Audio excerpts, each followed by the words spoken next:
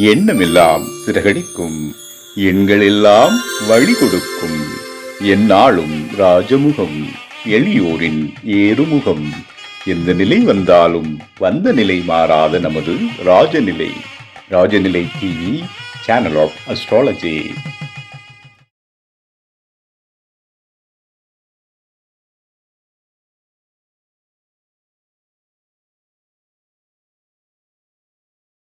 பேச்சின் குயில்.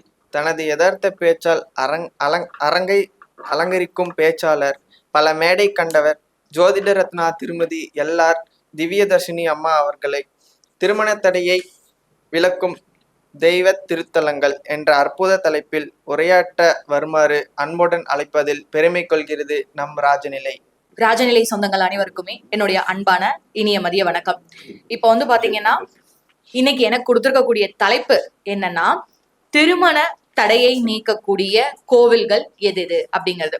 இந்த தலைப்பை இந்த நேரத்துல எனக்கு பேச வாய்ப்பளித்த எங்களுடைய ஜோதிடத்திற்குனே ஒரு பக்கபலமா இருந்து செயல்பட்டுக்கிட்டு இருக்கக்கூடிய ராஜநிலையுடைய சிஇஓ ஃபவுண்டர் ராஜசேகர் ஐயா அவர்களுக்கும், இதை விட முக்கியமா சொல்லணும்னா ரெண்டாவது விஷயம், எங்களுடைய குருநாதர் பத்தி நாங்க எல்லா வீடியோலயும் சொன்னாலும் இன்னும் அவரை பத்தி நிறைய சொல்லிட்டே போலாம். மருதமலை குருஜி ஐயா, என்னுடைய மதிப்பிற்கும் மரியாதைக்கும் உரிய ஜோதிட தந்தை. அவரு ஒரு விஷயம் நம்ம கேள்விப்பட்டோம்னா, எல்லா ஜோதிடர்கள், உலகம் ஃபுல்லா ஜோதிடர்கள் இருக்கும், தெருவுக்கு தெரு 4 ஜோதிடர்கள் இருக்கும். ஆனாலும் கூட ஒரு வாக்கு பலிதம், ஒரு விஷயத்த சொல்லும் பொழுது எந்த விதத்தையும், ஒரு ஜாதகத்தை கூட கையில வாங்காம ஒருத்தர் இது நடக்கும் போனா அது நடக்கும் இல்லையா, அப்ப அவங்கள நம்ம எப்படி பார்ப்போம்? ஒரு தெய்வத்துக்கு இணையா பார்ப்போம். அந்த மாதிரி எங்களுக்கு கிடைச்ச ஒரு பெரிய வழிகாட்டுதல் தான் எங்களுடைய மருதமலை குருஜி ஐயா அவர்கள்.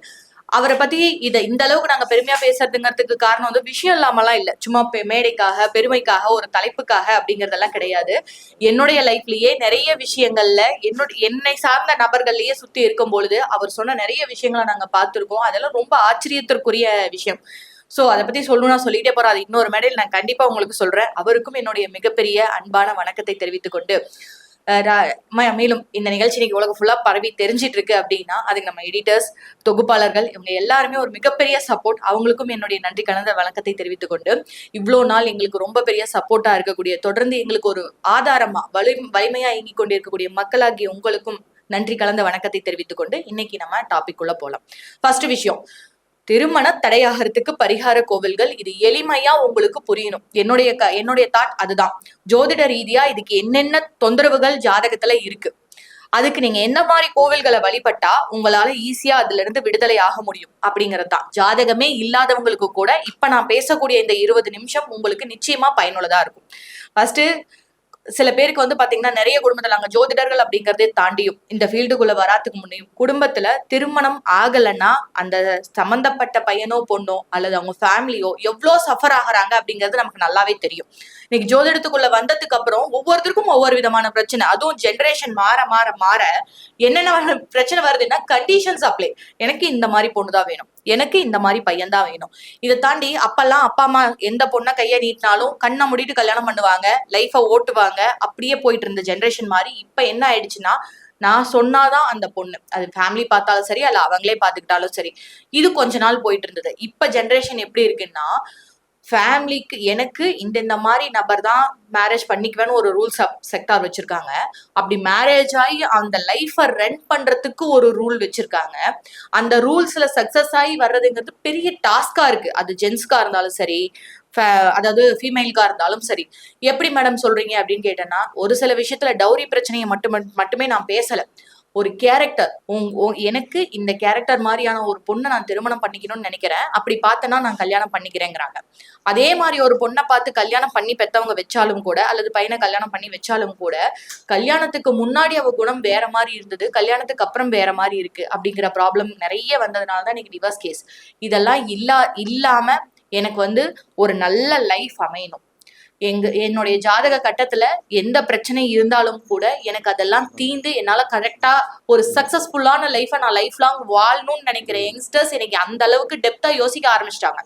எப்ப இருந்து 16 வயசுல இருந்தே அவங்களுடைய எக்கனாமிக்கல் ஆகட்டும், அல்லது அவங்களுடைய மேரேஜ் லைஃப் ஆகட்டும், ஃபியூச்சர் லைஃப் ஆகட்டும், இப்பயே பிளான் போட ஆரம்பிக்கிறாங்க. அந்த அளவுக்கு இன்னைக்கு பெண்களோ இருக்கட்டும், பசங்களாகட்டும், ரொம்ப செலக்ட் பண்ற விதத்திலேயே திருமணத்துக்கு முன்னாடியே செலக்ட் பண்ணும் போதே ரொம்ப கவனமா செலக்ட் பண்றாங்க. இப்படி இருக்கும் பொழுது அந்த திருமணம் நல்லபடியா சக்சஸ்ஃபுல்லா அமைஞ்சு அந்த திருமண வாழ்க்கையும் நல்லபடியா அமையறதுக்கு உண்டான கோவில்களை தான் இன்னைக்கு பார்க்க போறோம். ஒருத்தருடைய ஜாதகத்துல திருமண பாவம்ங்கிறது 7. இது எல்லா இடத்துலயுமே நம்ம பேசியிருக்கோம். குடும்பஸ்தானம்ங்கிறது 2.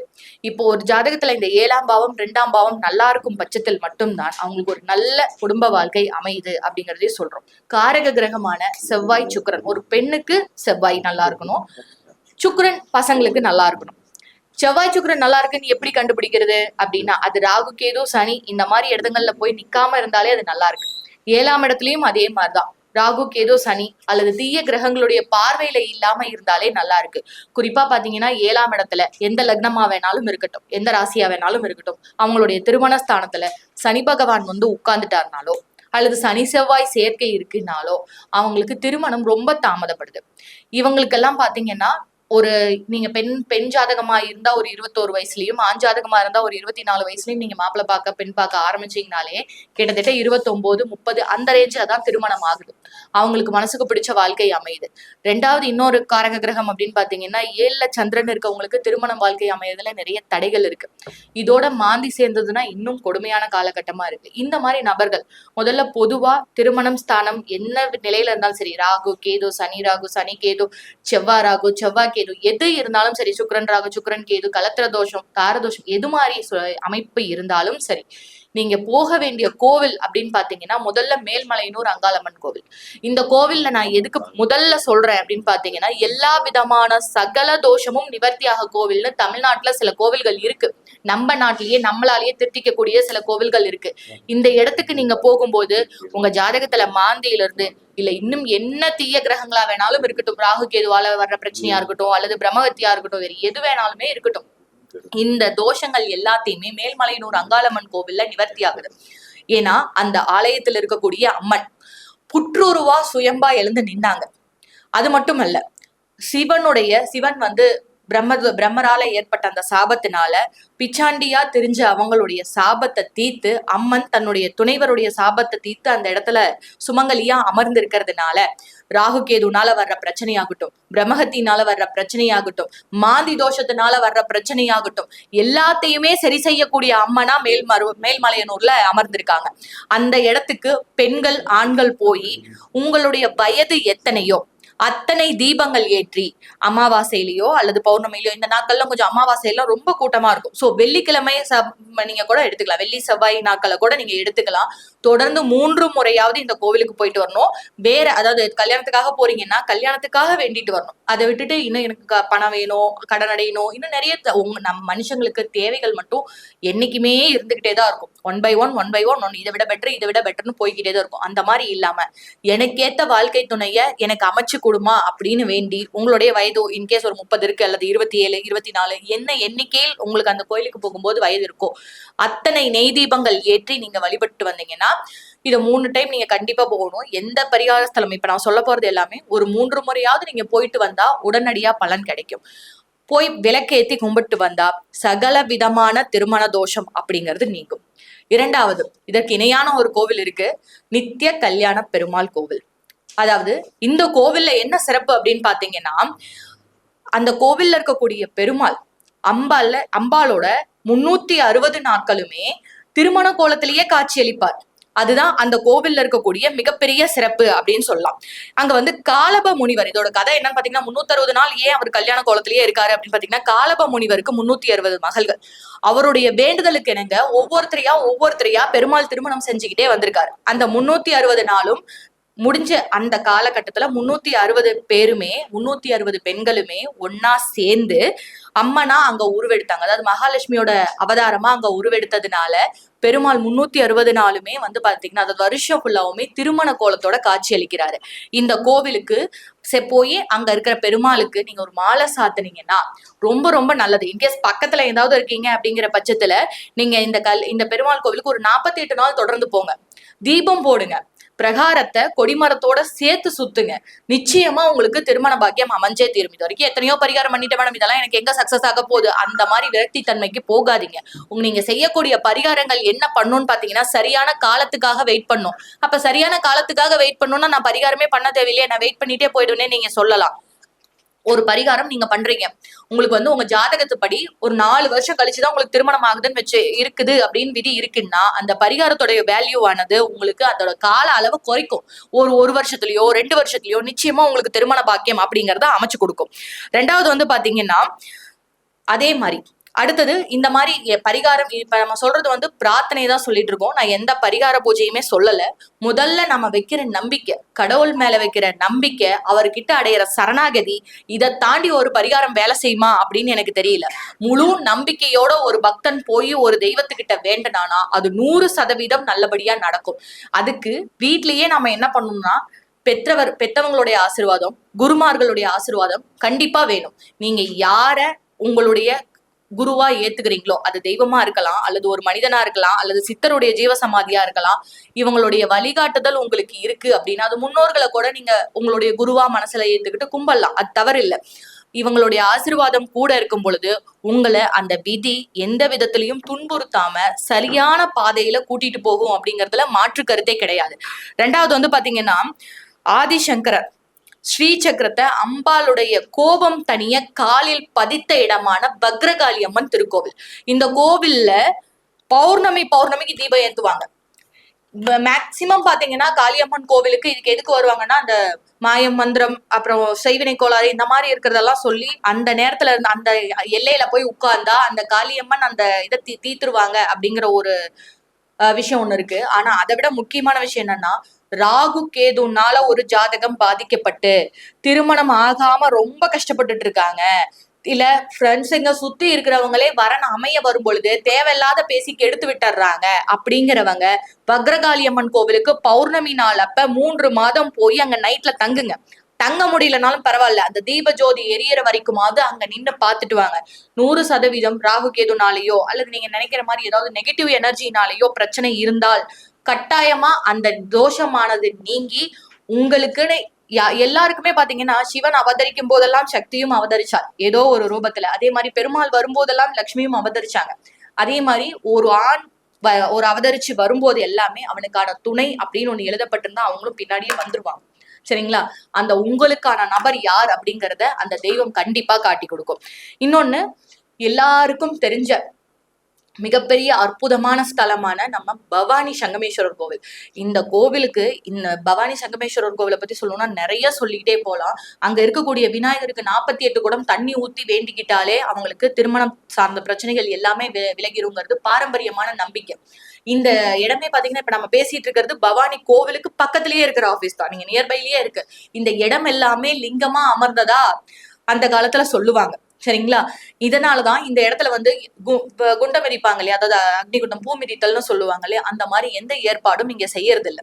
ஃபுல்லாவே லிங்கமா இருக்கிறதுனால, இங்க இருக்கிற இதை விட இன்னும் லிங்கமா இருக்கிறதுனால அந்த இடத்துல கால் படக்கூடாது, மிதிக்க கூடாது அப்படிங்கிற ஒரு காரணத்தினால இந்த இடத்துல பூ மிதி அப்படிங்கிற ஒரு விழாங்கிறது கொண்டாடப்படுறது இல்லை.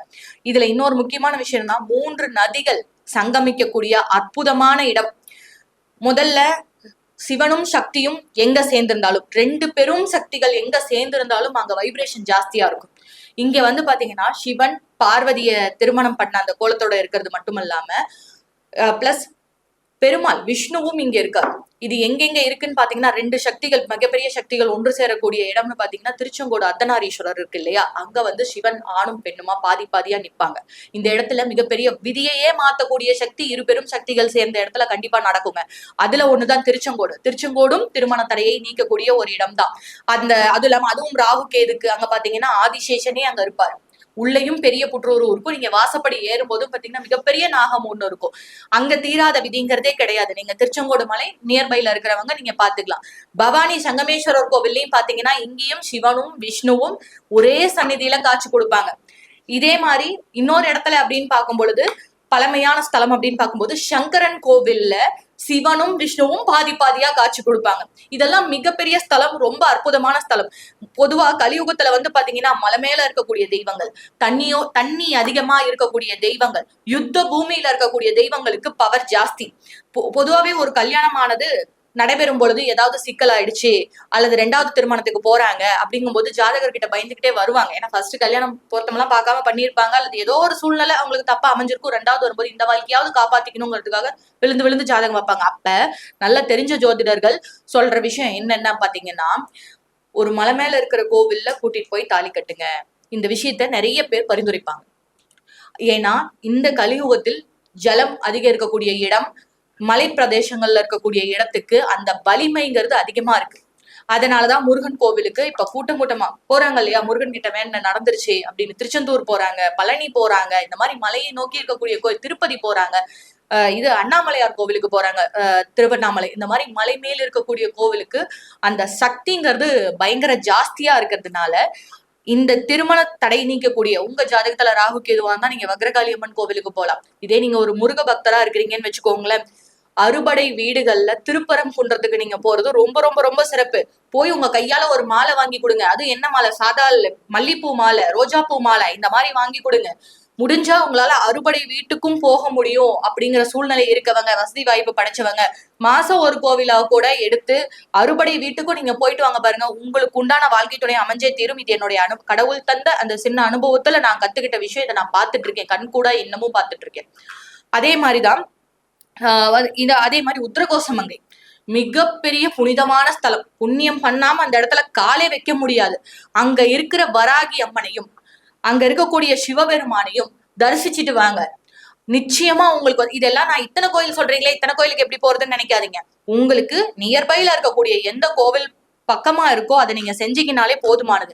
நான் ஒரு 4-5 கோவில் சொல்றோம் அப்படின்னா அந்தந்த டிஸ்ட்ரிக்ட் நியர்பைல இருக்கவங்க அதை யூஸ் பண்ணிக்கிட்டோம் அப்படிங்கிறதுக்காக மட்டும்தான் நம்ம சொல்றோம். உங்களுக்கு நியர்பைல எந்த கோவில் இருக்கோ அந்த கோயிலுக்கு நீங்க போகலாம். இப்போ மிகப்பெரிய இந்த சனிச்சந்திரன் இருக்கு, சனி ராகு இருக்கு, சனிக்கேது இருக்கு, இந்த மாதிரி ஏதாவது சேர்க்கையில இருக்கிறவங்க மாரியம்மனை வழிபடலாம்.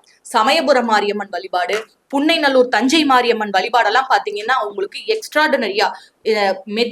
பொதுவா பாத்தீங்கன்னா பெண்கள் சில பேர் கல்யாணம் பண்ணும் பொழுது நிறைய தடை வரும். கல்யாணத்துக்கு அப்புறமும் பாத்தீங்கன்னா நிறைய தடைகள்லயே இருக்கு. எங்க வாழ்க்கை இது வரைக்கும் கல்யாணம் தான் ஆச்சு, இன்னும் நாங்க தாம்பத்தியம்ங்கிற ஒரு விஷயத்துக்குள்ள போகல, எங்க வாழ்க்கையை ஸ்டார்ட் பண்ணவே முடியலன்னு இருக்கவங்க நிறைய பேர் இருக்காங்க. 10 நாள்ல பிரிஞ்சவங்க, 1 மாசத்துல பிரிஞ்சவங்க, இவங்க எல்லாத்துக்கும் இந்த புன்னைநல்லூர் மாரியம்மன் வழிபாடும், அதுவும் இல்லாம திருச்சி சமயபுரம் மாரியம்மன் வழிபாடும் மிக சிறப்பான ஒரு அற்புதமான பலனை கொடுக்கும். முடிஞ்சவங்க உங்க ஜாதகத்தை பார்த்து உங்களுக்கு எந்த கோவில் நியர்பைல இருக்கோ, எந்த கோவில உங்களுடைய நீங்க நம்பிக்கைக்குரிய ஜோதிடர்கள் பரிந்துரைக்கிறாங்களோ அந்த கோவிலுக்கு போய் ஒரு வாட்டியாவது ஒரு அன்னதானம் பண்ணுங்க. ஏதோ உங்களால முடிஞ்சது பண்ணுங்க. அட்லீஸ்ட் போய் தீபம், எத்தனை தீபம் சொல்றாங்களோ அத்தனை தீபமாவது ஏத்திட்டு வரும்போது உங்களுடைய வாழ்க்கையில நீங்க கேட்கிற அடுத்த கட்ட வாழ்க்கை, அதாவது எல்லாருக்குமே அந்த ஏஜ்ல, குறிப்பிட்ட இளம் ஏஜ்ல இருக்கிறவங்களுக்கு எல்லாருக்குமே என்ன தோணும்னு பாத்தீங்கன்னா, இவ்வளவு நாள் தான் கஷ்டப்பட்டேன், படிச்சேன், வேலைக்கு போனேன், சம்பாதிக்கிறேன், குடும்பத்தை காப்பாத்துறேன், குடும்பத்தை எனக்குன்னு ஒரு வாழ்க்கையை வாழணும், அது எனக்கு சப்போர்ட்டிவா இருக்கணும்னு நினைக்கிறவங்க நிறைய பேர். அப்படி காத்துக்கிட்டு இருக்கவங்களுக்கு நான் சொல்றேன், சரிங்களா, போய் ஒரு நல்ல வாழ்க்கை அமையணும்னா உங்களுடைய ஜாதகம் உங்களுக்கு நிச்சயமா, ஏன்னா நீங்க பிறக்கும் போது இருக்கிற கிரகம் உங்களுக்கான பிரச்சனையை கொடுக்குற அதே இடம் தான் ஒரு வழியையும் காட்டுங்கிறதுனால சரியான இடத்துக்கு போய் நீங்க ஒரு தீபம் ஏத்தும் போது உங்க வாழ்க்கையில நீங்க கேட்கிற வெளிச்சம் கண்டிப்பா கிடைச்சே தீரும். அதுல எந்த மாற்றமும் கிடையாது. இன்னொன்னு, ஸ்ரீரங்கம் தொடர்ந்து 6 மாசம் வெள்ளிக்கிழமைகள்ல காலையில முதல் தரிசனம் போய் பெருமாளை தரிசனம் பண்ணுங்க. இது திருச்சியிலேயே தான் இருக்கு. சமயபுரம் ஸ்ரீரங்கம் எல்லாம் திருச்சியிலேயே தான் இருக்கு. சுக்கிரனுடைய மிகச்சிறந்த ஆதிக்கம் பெற்ற ஸ்தலம் ஸ்ரீரங்கம். 108 திவ்ய தேசங்கள்ல ஒண்ணு இந்த ஸ்தலம். அதே மாதிரி நித்திய கல்யாண பெருமாள் கோவிலுமே திவ்ய தேசத்துல ஒண்ணுதான். இந்த கோவிலுக்கு நீங்க போயிட்டு வரும் பொழுது ஒரு 6 வெள்ளிக்கிழமை காலையில நீங்க தரிசனம் செஞ்சு பெருமாளை நல்ல வாசனை மலர்கள், தாமரை பூ, மல்லிகைப்பூ கொடுத்து வணங்கும் பொழுது மிகச்சிறந்த அற்புதமான ஒரு திருமண பாக்கியத்தை உங்களுக்கு, இவ்வளவு நாள் நான் எந்த வாழ்க்கைக்காக காத்துக்கிட்டு இருந்தனோ அந்த வாழ்க்கை எனக்கு கிடைச்சிருச்சுன்னு நீங்க கண்டிப்பா பெருமைப்படுவீங்க. அந்த அளவுக்கு அந்த மகாலட்சுமியோட அம்சம் பொருந்திய ஒரு பெண்ணை உங்களுக்கு மனைவியாகவோ அல்லது அந்த பெருமாளுடைய அம்சம் பொருந்திய ஒருத்தரை உங்களுடைய கணவராகவோ கண்டிப்பா வருவாங்க. இதுல எந்த மாற்று கருத்தும் கிடையாது.